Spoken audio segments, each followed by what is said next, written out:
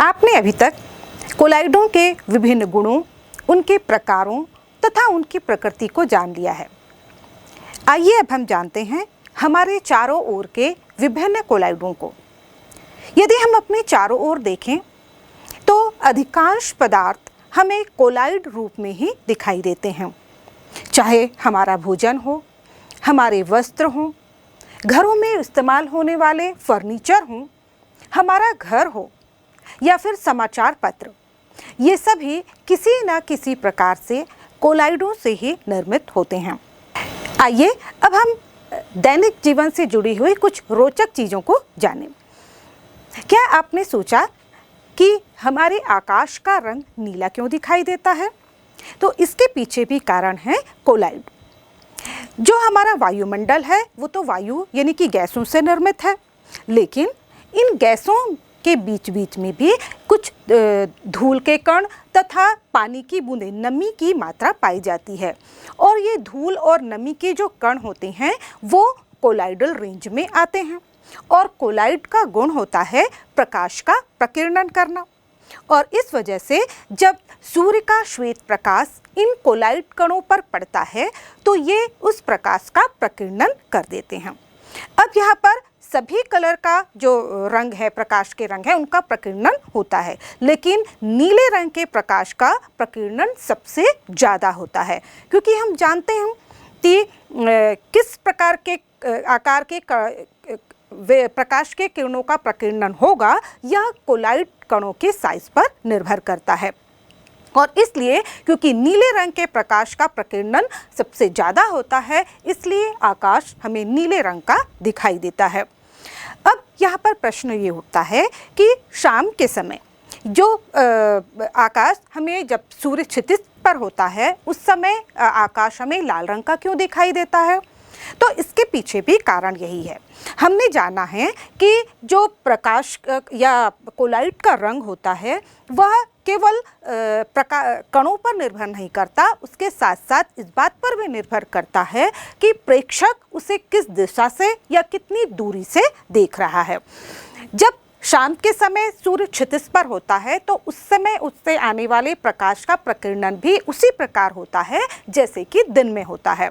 उस समय भी नीले रंग के प्रकाश का प्रकीर्णन ही, क्योंकि उसकी तरंगदैर्घ्य सबसे कम होती है, उसका प्रकीर्णन सबसे ज़्यादा होता है। लेकिन जब शाम के समय सूर्य क्षितिज पर होता है तो उस समय प्रेक्षक यानी कि हमारी दूरी सूर्य से काफ़ी ज़्यादा होती है, और इसलिए जो नीले रंग की प्रकाश की जो किरणें होती हैं वो ज़्यादा प्रकीर्णित हो जाती हैं और वो उतनी दूरी तय करके हम तक नहीं पहुंच पाती। जबकि लाल रंग के प्रकाश का उनका प्रकीर्णन कम होता है और उसकी तरंगदैर्घ्य ज़्यादा होती है, तो वो ज़्यादा तेज़ी से हम तक पहुंच पाती है। इसलिए हमारे आँखों तक लाल रंग का प्रकाश पहुंच पाता है और इसीलिए जो क्षितिज है वह हमें लाल रंग का दिखाई देता है। तो इस तरह से हम देखते हैं कि जो प्रकृति में या आकाश का नीला रंग है वह भी कोलाइड कणों की वजह से होता है। इसके बाद दूसरा उदाहरण हम देखते हैं, कोहरा या धुंध। ये भी एक प्रकार के कोलाइड ही हैं। कोहरा क्या होता है? अब जानते हैं कि हवा में हमेशा नमी की मात्रा होती है और नमी की मात्रा बारिश के दिनों में ज़्यादा हो जाती है जबकि गर्मी के दिनों में कम होती है।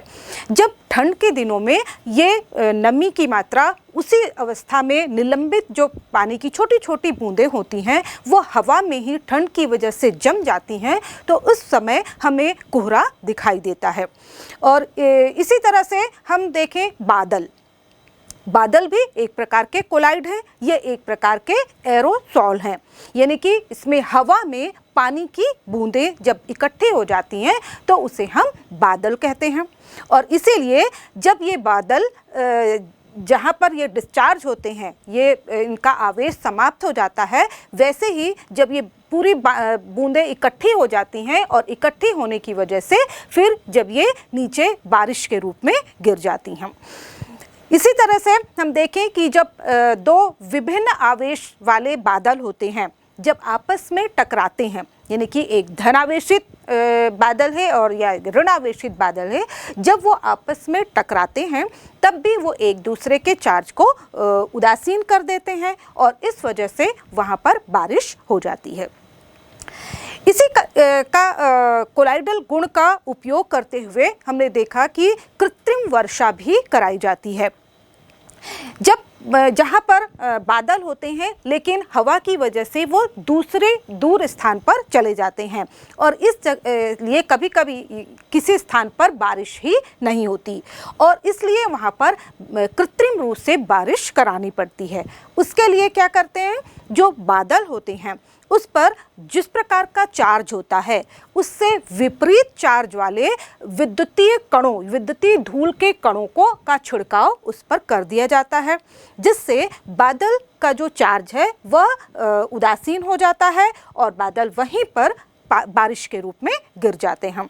इसी तरह से विभिन्न कोलाइडल सॉलों को, खासकर जो सिल्वर के आयोडाइड हैं, इन सॉलों का उपयोग भी एरोप्लेन के माध्यम से बादलों पर विपरीत आवेश वाले सॉल का स्प्रे कर देने से यहाँ पर जो बादलों का आवेश है वह समाप्त हो जाता है और वह बारिश के रूप में नीचे गिर जाते हैं।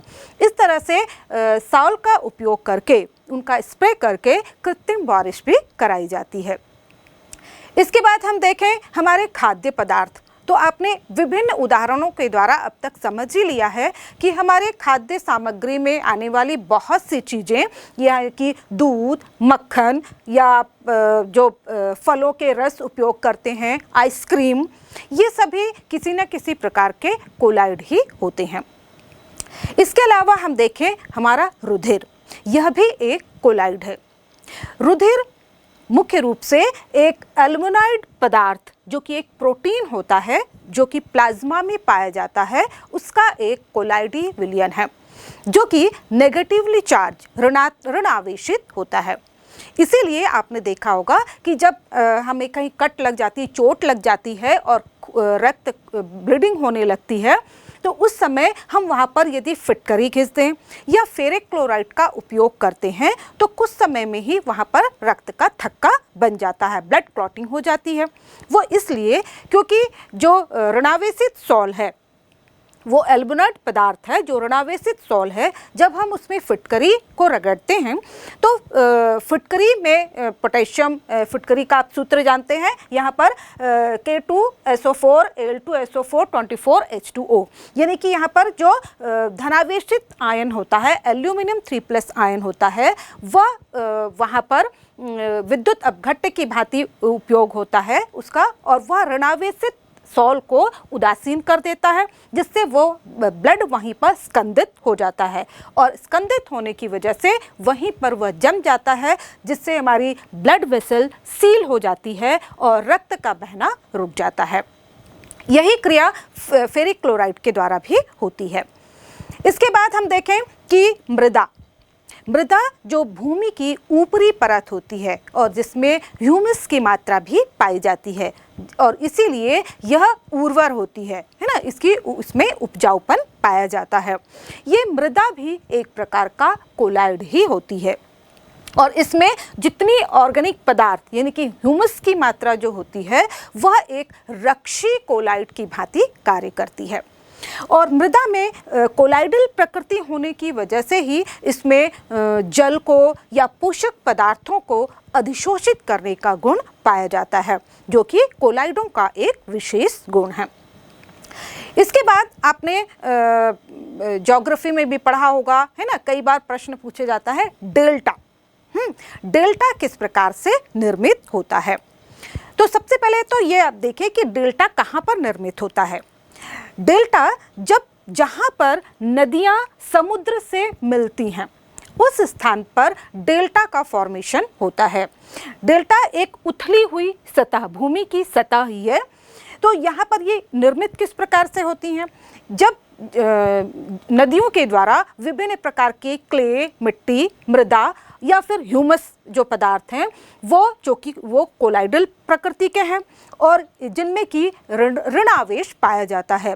जब ये नदी के साथ बहते हुए समुद्री किनारे तक पहुंचते हैं तो यहाँ पर आप जानते हैं कि समुद्र में विभिन्न प्रकार के साल्ट पाए जाते हैं जो कि विद्युत अपघट्ट की भांति कार्य करते हुए इन ऋणावेशित कोलाइडल पदार्थों को स्कंदित कर देते हैं, और जैसे ही ये स्कंदित होते हैं उसी ये नीचे तुरंत अवक्षेप के रूप में सेटल डाउन जमा होते जाते हैं।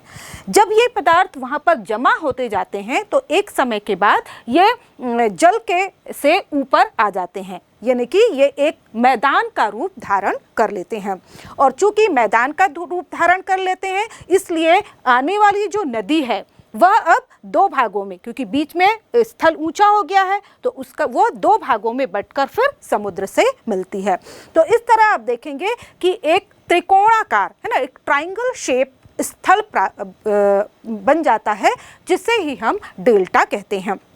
और चूँकि यहाँ पर नदियों के द्वारा लाया गया बहुत सा उपजाऊ पदार्थ, ह्यूमस की मात्रा, खनिज लवण यहाँ पर डिपॉजिट होते हैं, इकट्ठे हुए होते हैं, इसलिए ये जो डेल्टा की जो भूमि होती है बहुत ज़्यादा उपजाऊ होती है। आपने सुना ही होगा, ज्योग्राफी में पढ़ा होगा, सुंदरवन का डेल्टा है ना, ये सभी काफ़ी उपजाऊ भूमि के रूप में होते हैं। तो इस तरह से आप देख रहे हैं कि हमारे दैनिक जीवन में जो बहुत सी क्रियाएं हो रही हैं वह भी कोलाइड की वजह से ही होती हैं। आइए अब हम जानते हैं कोलाइडल पदार्थों के कुछ अनुप्रयोग या कुछ कहाँ पर इनका हम उपयोग करते हैं। आपने जाना कि कोलाइडल पदार्थों में विशेष गुण पाए जाते हैं और इनके विशेष गुणों का उपयोग हम अपने विभिन्न क्षेत्रों में करते हैं। तो आइए जानते हैं कि हम इन कोलाइडों का किन किन औद्योगिक क्षेत्रों में या दैनिक जीवन से जुड़े हुए क्षेत्रों में इनका उपयोग हम करते हैं। सबसे पहला उपयोग है धुएं का विद्युतीय अवक्षेपण, और जो कि हमारे पर्यावरण के दृष्टि से भी बहुत ज़्यादा महत्वपूर्ण है। आप सभी जानते हैं कि विभिन्न जो इंडस्ट्रीज़ होती हैं उसमें से निकलने वाला धुआं, जिसमें कि कार्बन के कण होते हैं, आर्सेनिक के ऑक्साइड होते हैं, सल्फर के ऑक्साइड होते हैं, जो कि हमारे लिए काफ़ी घातक होते हैं।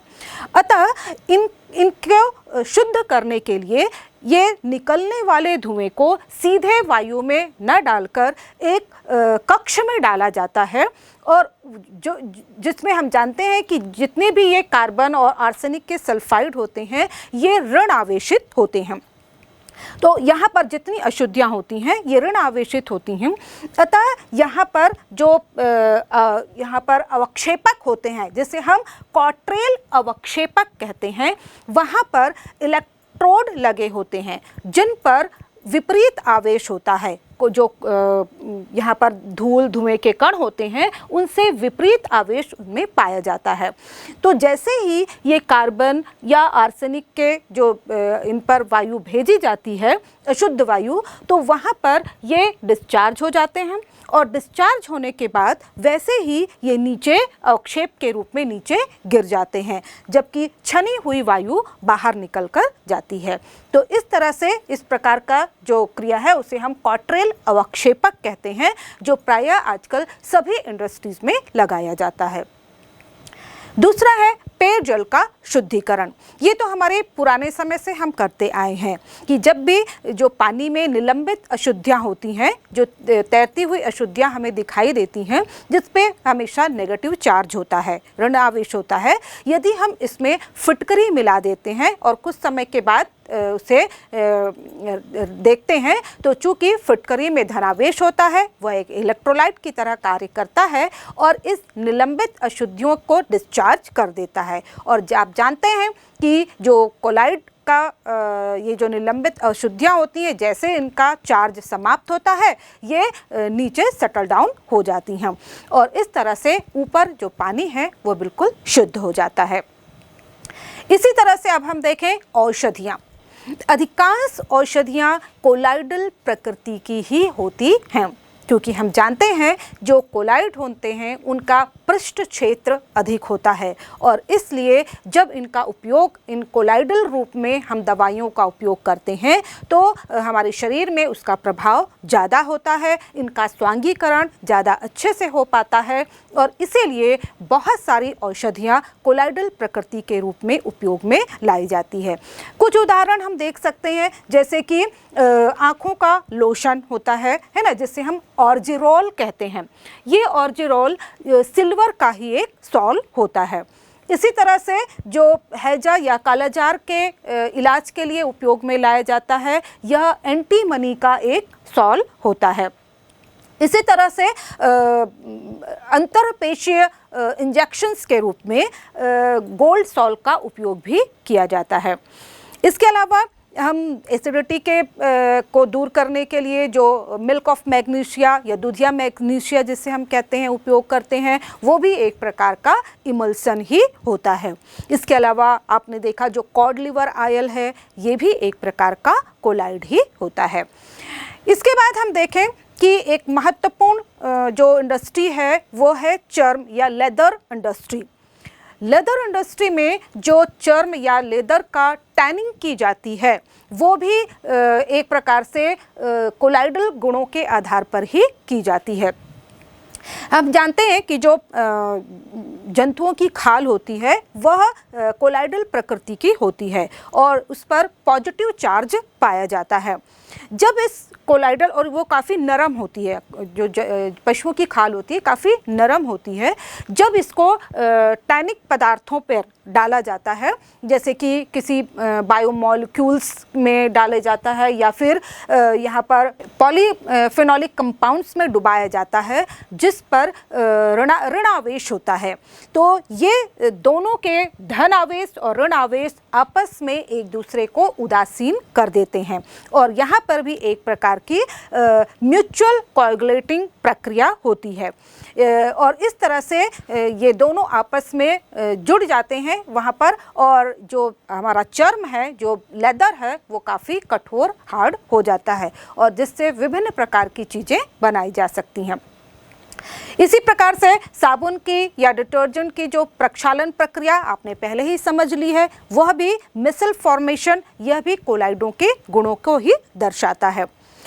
इसके अलावा आपने आजकल बहुत कम उपयोग में लाया जाता है, जो पहले कैमरे ही उपयोग में लाए जाते थे, उसमें जो रील उपयोग में लाई जाती है वो सेलुलाइड पदार्थ से निर्मित रील होती है, लेकिन उसमें जो कोटिंग की जाती है वह एक कोलाइडल पदार्थ की होती है और वह कोलाइडल पदार्थ होता है सिल्वर ब्रोमाइड का जिलेटिन में बना हुआ कोलाइड, और जिसकी कोटिंग कर दी जाती है, जो कि क्योंकि सिल्वर ब्रोमाइड जो है प्रकाश के प्रति सुग्राही होता है और जिसका उपयोग फ़ोटो लेने के लिए कैमरे में रील के रूप में किया जाता था।